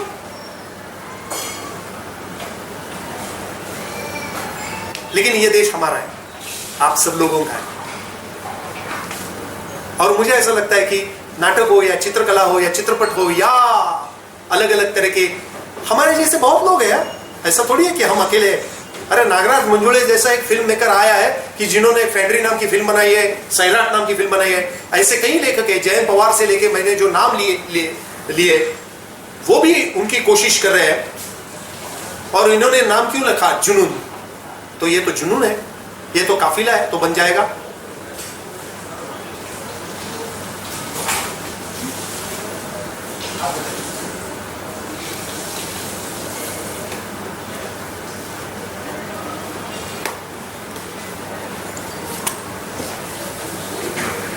क्या दिखाएंगे? बोलो, एनी क्वेश्चन?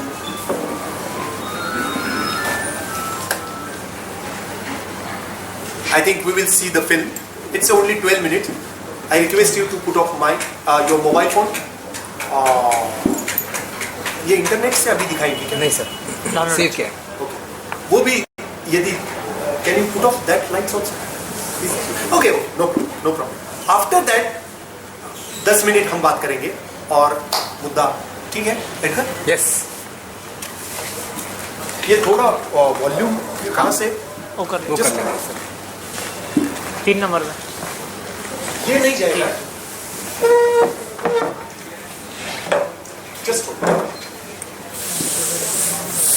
जस्ट होल्ड ना। क्या?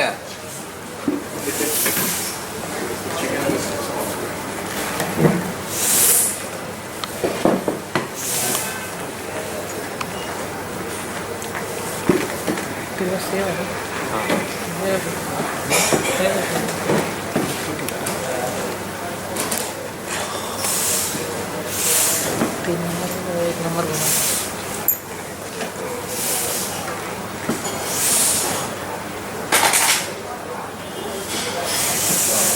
Okay.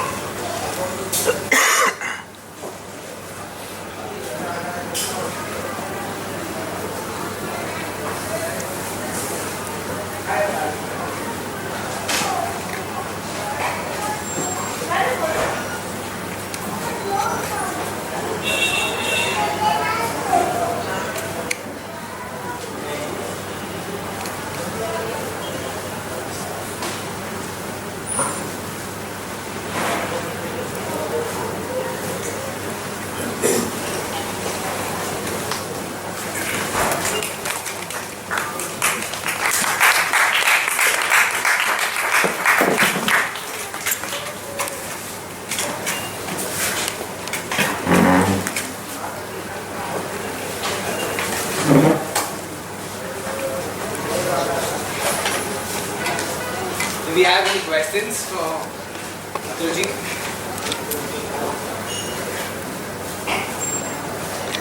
Is it a film regarding the first is your speech is affected, means you can't speak because the blood is oozing out from your It's coming tongue. out. Yeah. Then the heart goes, that is emotions. Actually, म्हणजे मला असं वाटतं ना, that the emotions गेल्या, the attack is on emotions and intellect. Is it, am I right? Yeah, you are, because that's the interpretation and very important. It's a bleeding from the inside and at the same time outside, and you. Speechless, sir. Yeah, thank you. Because this is the answer for what happened to Yeah. a middle class man like me and I hope many others. Yeah. After 8th November, 8:17 p.m. Yeah, We have been bleeding. yeah, Mr. Narendra Dabholkar, your very good friend, died. I thought, मेरा तो कोई नहीं है, news सुना, मैं effect नहीं हुआ. आज ऐसा बहुत से न्यूज़ है, आप जो भी बोले, I was not affected, sir. I confess. I did not know what to do because I was not affected. I was not interested. I was only interested in the news piece, to read in the paper, to see Arnab Goswami or somebody else air his views. But today, sir, after 8:17 p.m. on the 8th of November, the middle class, every human being in India has been dragged. You are saying that 1990 was the change that happened to the whole world. And in 2016, where have we gone, sir? We have gone beyond 50s, beyond 47s, beyond the independence. Sir, I feel like crying now because I feel that I am the biggest thief. I have been declared the biggest thief by the authorities. I am not bothered whether the decision is right or wrong. As you said, it is not anti-BJP or pro-BJP, anti-Modi or pro-Modi. The question is not that, sir. I feel the question is, does our constitution give so much power to a politician? If it gives power to a UPSC IAS officer, I can accept it, sir. He has written examination, he has given an interview, and he has been appointed by the President of India.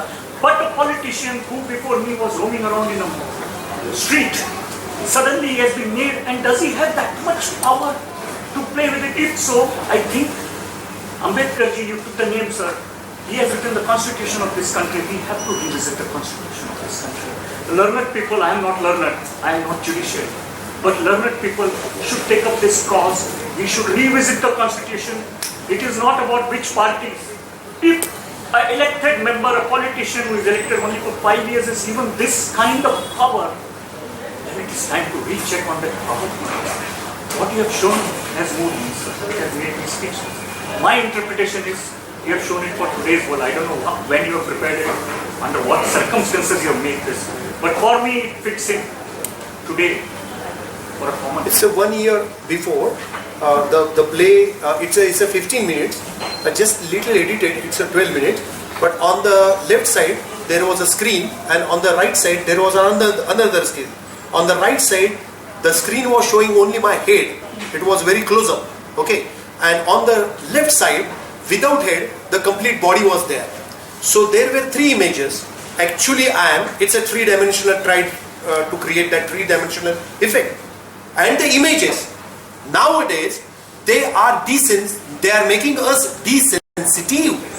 And the experience it was extremely, because it was a 15 minutes, and after that, there was no introduction of an actor coming to in front of people.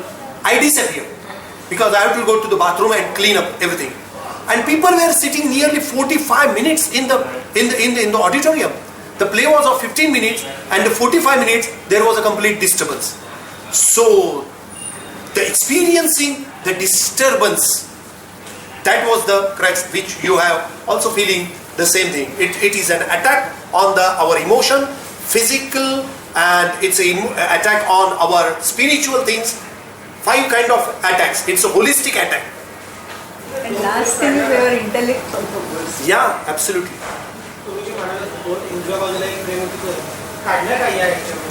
No, that was impossible to show at the same time the 3 images, because I am putting it on it's available on the YouTube.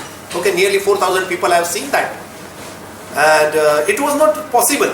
So I edited that, because the frame which is coming very close up, it is from that camera. So the 3 cameras were on, The middle one was catching me, the long shot, and another was only head, another was the body, and I edited that. It was not possible to show the three images at the same time, otherwise it will again compress the frame. And regarding those heartbeats, when the bleeding was from here, we could hear the heartbeats. Is there any significance of that? Yes, sometimes there is, and sometimes that's because it is heartbeats. It's related with the heart. We are losing that. We are losing that beats. We are losing that rhythm. And what is it? Life, it's a heartbeats. It's all about heartbeats. The moment heartbeat stops, everything stops.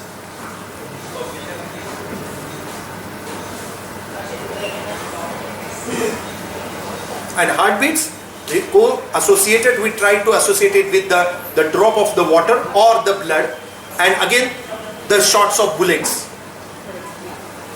The sound will be same, ta, ta, ta. But what kind of sound you want to hear? Some sounds are destructive, some sounds are good.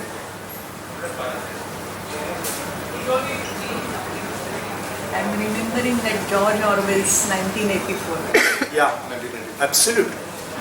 You Absolutely. are on one thing and everybody is Absolutely. brainwashed. Absolutely. Absolutely. So, I'm trying in search of the new theatre idiom like this. Okay, because if there is a censorship, if you are not going to censor my script, and if you are going to ask me change the words, change the lines, change the content, then I am going for the such kind of theatre idiom where you can't censor because there is no words. It's a 3 lines. Script was 3 lines. Every time, probably this is the way. There might be another ways also. Because I am doing one play which is very verbal. It is all about another which is coming on 28th October after 4 months.